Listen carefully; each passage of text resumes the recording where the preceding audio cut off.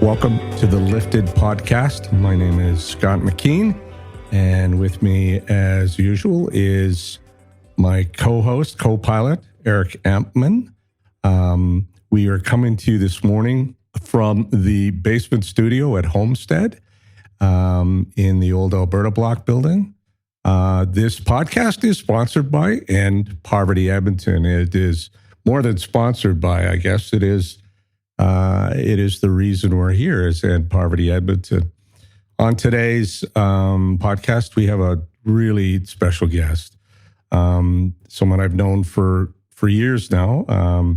Shalini Sinha is the chair of the Anti-Racism Advisory Committee, which is on hold right now. But good morning, Shalini. Good morning. It's great to be here. Thank you. And so I know you from the Anti-Racism Advisory Committee. What have you been up to lately? Well, I suppose I have my day job, which is fun and excellent. So I'm a consultant around anti-racism, anti-oppressions, intersectionality. I love working with leaders who want to create some transformative change in their organization. So I love working on strategy, which always includes education. Might look at policy review and communications. I don't really care how small the step is that people want to take or where they're starting from, just that there's a will to create something different. So I think one of my favorite projects I worked on recently, I was the equity lead for the University of Utah's new climate change action plan. So they wanted to make this plan equity-centered and really go to marginalized communities who are involved with the campus, around the campus, patients in their healthcare center, and see how they can make climate change planning equity-centered. So I got to work on that, really look at the connection between poverty and health outcomes and climate emergencies, and help bring a voice of community to shape that plan. So it was really exciting. Loved that. Yeah. Where do we want to start here? Do you think we're doing anything to, are we addressing racism or is it just sort of changing its form? It's such a tricky question. I really reflect on this. I feel that at this moment in Edmonton, myself and many others in Edmonton who experience racism are genuinely afraid to speak clearly and speak honestly about what the situation is. So that to me reflects or demonstrates the actual environment. Here's the thing. Anti-racism or any challenge to systemic inequality is ultimately about one simple thing. Well, it's a clear thing. It may not feel simple. It's a clear thing. It's about rebalancing power. And power comes in the form of decision-making and resources. And so every time you're looking for an equitable move forward, it's about co-creating together with the partners together. It's about centering the needs and the voices of the most marginalized and impacted, and then everyone who has the ability to work together to make responses in response to that. Right now, what do we have? Community brought a really effective, well-founded anti-racist strategy. It looks to me like that's being buried in favor of a report administration created called the Anti-Racism Community Safety Wellbeing Strategy, right? If I look at the documents that were put out publicly right now in the process to create the anti-Black racism plan, if you look at the history that was put forward, they erased the Anti-Racism Advisory Committee, they erased the anti-racism strategy. They kind of indicated that community safety and anti-racism strategy was the one that brought the pillars. If you look on their website, it's hard to find. You'll find the city's executive report on anti-racism, but you have to go into resources and attachments to find the actual anti-racism strategy. So it looks to me like what was there as an incredibly effective plan that, some of us volunteers put 40, 60 hours a week into because we really believe this was a moment in time for Edmonton, an opportunity to change lives. And it just as the Anti-Racism Committee has been paused, maybe because we're the keepers of that knowledge, we know who brought together that, we know what's in it. I feel like the anti-racism strategy has been paused. It's been put on hold. And something else is being formed where the administrative processes are at the center of creating that. That's what it looks like. So I won't put words in your mouth, but my theory is that we are not becoming a less racist community. Edmonton's not less racist than it was 20 years ago, but we're getting better at sort of changing policies. So our policy is less racist, that it's not as overt. It's a different form of racism. And I heard a really awful statistic this morning that I think reflects how that racism is playing out in systems. In 1999, Indigenous Canadians had a life expectancy that was 7 years less than the average Canadian. Now it's 18 years less. That's something really bad is happening. Or the other one I heard this morning was that the average life expectancy for somebody who lives on the streets of Edmonton is 34 years. And we're allowing that to happen. And that's a very racialized community that is living on our streets. And so, like, I don't know what you can say about how we're responding, but I just don't see us becoming less racist. I think racism is playing out differently and we're quieter about it. We don't admit we're racist. And so we're allowing these things that are quite racist to happen, but we don't talk about it. I would add that we don't know what to do. I would think the establishment doesn't really know what to do.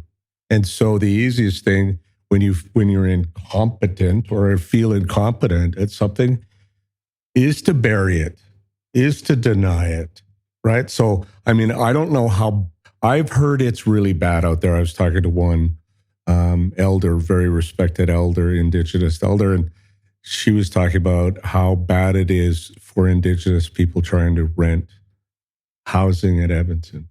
I don't know if there's been a survey done, but I would take her at her word that it's really bad out there. Yeah, I would agree. So I'm only back in Canada, back in Edmonton in the last 4 years, and my experience. So I have quite a number of ways of assessing the environment that I'm in. And when people are frightened and they don't feel welcome to speak up, we know we're in a very oppressive moment. So I think we can understand what does a healthy community look like? Is a healthy community one that can hear diverse voices, reach them, respect them, bring them into the community, and allow the community to shape and form to meet everyone's needs? Or is it a healthy community when diverse voices are frightening and suppressed and, there's lateral violence against each other and there's systemic violence to curb this? Which one defines a healthy society? So to me, we're not currently at a healthy moment here. And the thing that surprises me the most, I suppose, even though it shouldn't, is that people really don't understand how positive anti-racism is for everybody. So you will never hear me calling someone racist or calling something racist. This is what I wanted to get you on, Shalini, is you have said to me that sort of all boats rise on the tide of anti-racism. Please explain that. Yeah. So listen, racism is deeply connected to colonization. Racism, as we know it as a global structure, was created for the endeavor of colonization. And the agenda there, which goes back centuries, like there's no single person today who was born today who decided on or planned that agenda. Not a single person. Right? We're all living with the impacts of it. So the agenda that was there was to extract resources from land, from places, to take the resources. And in order to do that, you have to invalidate, genocide, move the people who are there. And you're extracting those resources not to support everyone in that home colonizing community, but to hoard those resources and funnel them to a small few. That is the agenda. And so every time we are agreeing to that in society, we're agreeing to a society where people are poor, people are dying, people are, under incredible pressure, and some people have more than others. So that's the society we're in. Now, that is fully against our humanity.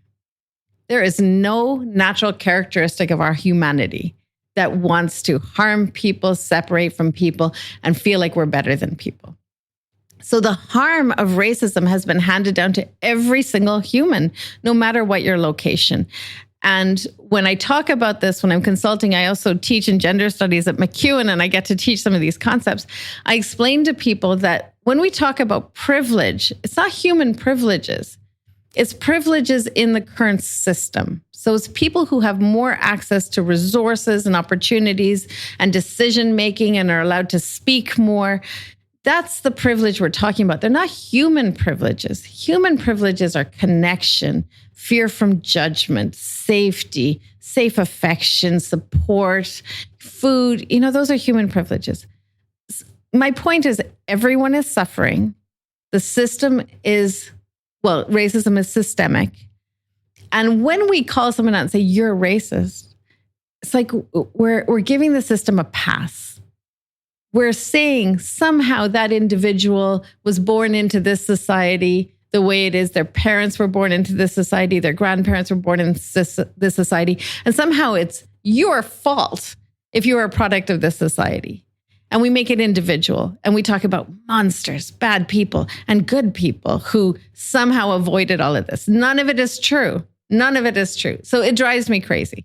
So I think everyone needs healing. Everyone needs healing from the trauma of this. And there are no good or bad people. We have to reconnect on our humanity. And I talk about a joy of anti-racism. If racism is painful and violent and harmful, anti-racism must be connecting and loving and affectionate. And it does mean we get to be side by side with each other in the human community. No one better, no one worse. That's how I see it. It's lovely. Well, and troubling in that, there's a lot of things we do that seem so intuitive that we don't do.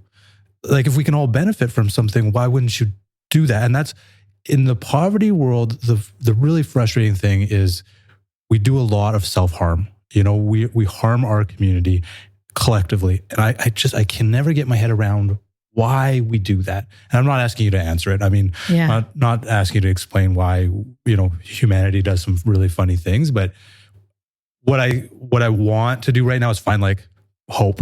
And so I'm going to ask you something about that, which is where do you start? So as an individual, what are the steps? What's the first step I should take if I want to be less racist or less oppressive, or how do I make the world a better place? Yeah.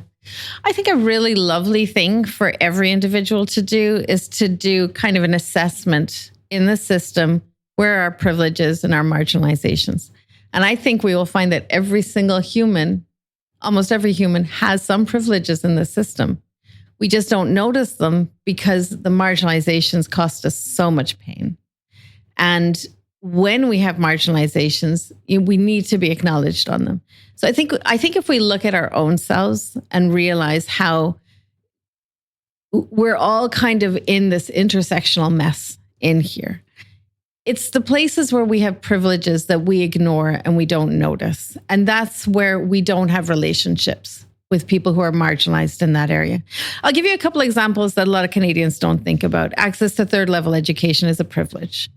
This is a highly educated society. Most people have access to third level education, even though they may be experiencing to us LGBTQ oppression, disability oppression, racism. Recognizing you have a privilege and the way that separates you from other people is helpful. Learning a colonial language, this language, English, as a toddler or as your first language is a privilege. And not realizing the impact that has on you, how much access to resources that gives you, makes you disconnect from people who have English as their second, third, fourth, fifth language, who have, accents that demonstrate that English wasn't the language they learned as a toddler or as a child. So taking stock of our own identities will show us the areas where we need to unlearn stuff. We're taught things, that someone with an accent is dumber than us. And yet there's probably some statistical recognition that a lot of people with accents in this area are highly educated, maybe with multiple graduate degrees, but we dismiss them. I think the first thing we always have to do is start with ourselves and start to notice every time we were taught to think badly about a human and justify it. Notice that was given to us on an agenda to divide and conquer and to hoard resources somewhere and break down every single one. I feel like we can use the media a lot. Watching stories that center people with marginalizations can help us see that humanity and get closer. But the goal is always to shed all of these false narratives we have taken in and get closer. And so then I think the next thing, the most important thing, is build our relationships with each other. I will say, as a South Asian Indian, my people are from India. On India, most of my extended family are still in the same place that my people are from. And through colonization, South Asians have been pitted against Africans. And for South Asians to not acknowledge that and to work to undo that, what is the real history? What false narratives were we given? What privileges did it give us? How did we act against our fellow humans? We continue to be part of the problem. South Asians who are born and raised in Africa, they may be claiming, listen, I'm African, but they were lifted up and put into Africa in a specific colonial place. And if we're not acknowledging it and breaking it down, we're disrupting our relationships with each other. Let's look at white Albertans. How many white Albertans came from a persecuted history in Europe? We have Shakers, we have Quakers, we have Eastern Europeans who were persecuted on so many levels. We have Irish people who've come here persecuted on so many levels. And when as humans we're persecuted and we're traumatized and we don't realize the impact that has, we can very easily turn around and act that against others. Very easily. So I feel like the racism that we have in Alberta is one that comes from a reaction of people who are historically traumatized. And if those people aren't able to look at their history honestly and see how then they came to slot in to take up a colonial role here against other people who were also persecuted, against the Indigenous people of this land, that's where the work has to be done. So I always think the work is personal and then it's community-based, it's relationships. And only after that, if we can get to partner with people who are making policy, that's what we do. But if they shut us out, we go back to community.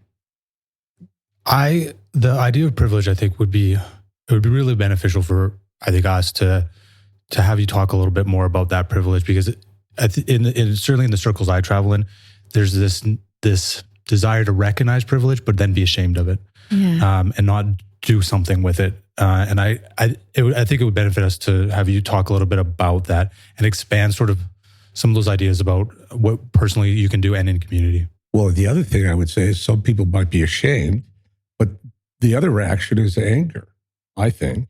I've seen it, when you talk about white privilege, people will claim to have not a racist bone in their body, and how dare you? So that's the, that's the reaction I kind of fear too, is that losing the plot or losing allies. So I think, yes, please, as Eric asked, talk about privilege in a way that people don't have to feel ashamed, which then I think leads to anger. I think it's really helpful to understand the difference between a system that's functioning and humans. There's a difference there. And so again, coming back to, I am talking about privileges in a system, which do give people more resources, do give people more opportunities, more comfort. It turns out comfort is not actually the thing that's going to make our lives better, but gives people more comfort. So those are privileges in a system. And I do think that every time you gain more privileges in a system, you lose connection in your humanity. You lose that. So look at, when I was in Ireland, the class difference in experience was so much more stark than what you see here. Here, it's so clear, but it's veiled. It's like we're not seeing it very clearly. But in Ireland, you can see the difference between sizes of houses and sizes of walls, right?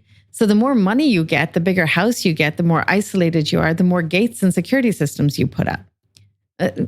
What human aspires to live in that much fear? That much isolation?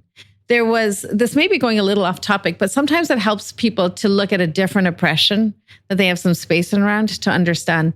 So when I was in women's studies in Ireland, there was one of my colleagues did some research on women experiencing domestic violence across the classes. So in Canada, we might say across poverty and wealth. And was there a difference in the frequency of violence, the statistics of how much violence, and the experience of violence? At the end of doing this research, she discovered that there was no difference in the enacting of violence, how much violence, and population-wise, how much violence was in the different classes. There was only one difference in the experience. And the difference was that wealthy women were trapped in that relationship longer, for decades and decades. And the reason they were trapped was they were more isolated. It was easier to hide what was happening. And they were scared that if they left, they would be denying their children resources that they had. Whereas poor women, because they weren't so isolated, other women in the community who saw this was happening eventually went in and got her out. And so it was the community that made the difference. So in terms of privilege, we can get very preoccupied with our salaries and our holidays and our cars and the comforts that we think we have. And we don't notice what we're losing. I have yet to meet an owning class, middle class, a wealthy person who feels deeply happy in their life. You know, the happiness that we get as humans does not come from all that stuff. And by the way, the drive for all that stuff is ruining our planet, like totally ruining our planet. And so, yeah, so in terms of privileges, sorry, I'm going on this for a long time, but in terms of privileges, it's privileges in a system. Let's look at another thing. Let's look at our white, cisgender, heterosexual man, right? Middle-class man. And a lot of people call it out and say, hey, you have so much privilege, right? So this person is conditioned to speak. Even we've noted women talk about this. We're like, they don't even know what they're talking about, or they don't have the answers. They don't know the directions, but they're still telling us, you know? So we've coined phrases and whatever. So they're conditioned to speak. They're conditioned to believe they should have the leadership roles.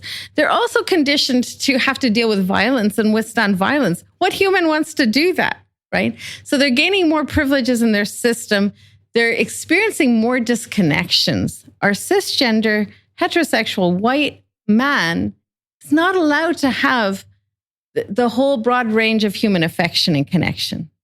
This is all supposed to be focused on one romantic relationship.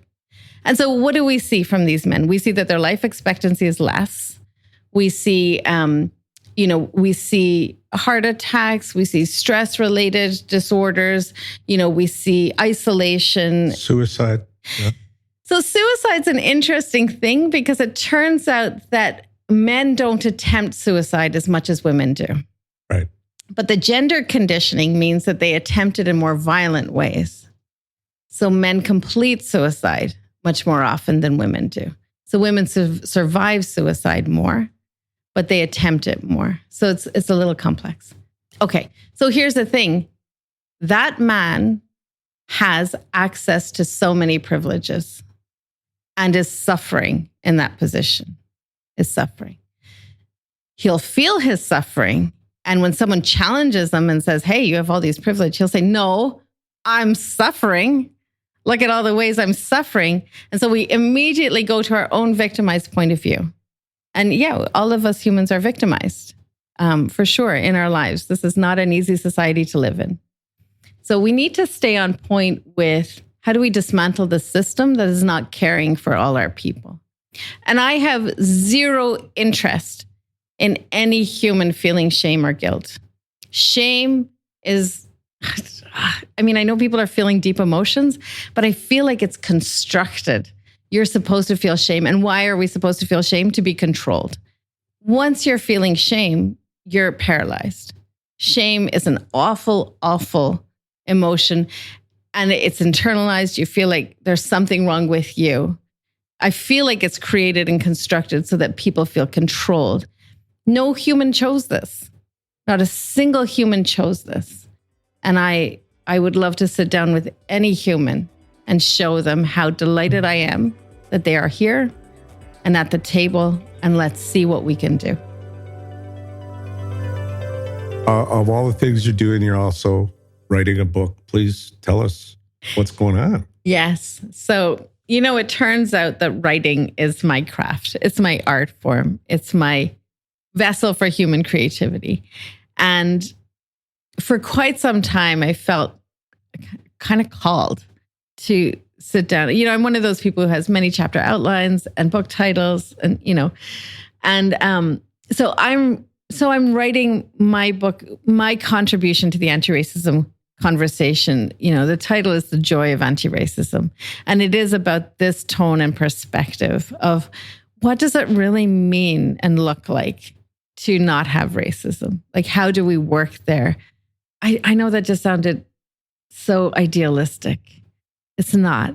But there is a conflict. I'm a human who believes that humans can reconnect. And that there's reasons why we're so confused and so hurt and so struggling with this issue. So I do talk about those things, the cost of privilege. Really, if racism is so painful and shameful and guilt-ridden, then anti-racism is connecting and loving and uplifting. And all the ways where we get tripped up and all the ways that we can come out of it if we wanted to. Is your book written? Is it done? It's not written. I'm writing it. Okay. I'm writing it. When it's done, let us know and we'll... Okay. That's when we'll have you back. Okay. Yeah. We'll put some pressure on you. Great. And then we can plug it and whatnot. Yeah. Great. I think people can get in touch with me through my website.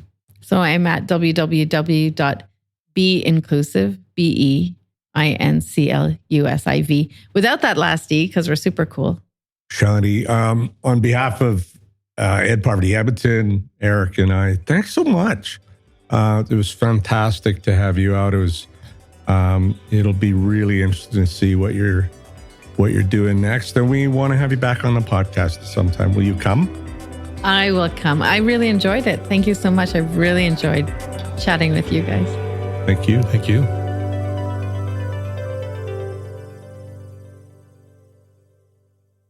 Wow. I really love Shalini's message. Because I think as an old white guy, there's a certain amount of guilt people like me carry around with us and worry that we're going to be chastised and have fingers pointed at us. She does not do that. And I loved her quote, which I have in front of me. I talk about the joy of anti-racism, says Shalini. If racism is painful and violent and harmful, anti-racism must be connecting and loving and affectionate. It means we get to live beside each other in a human community.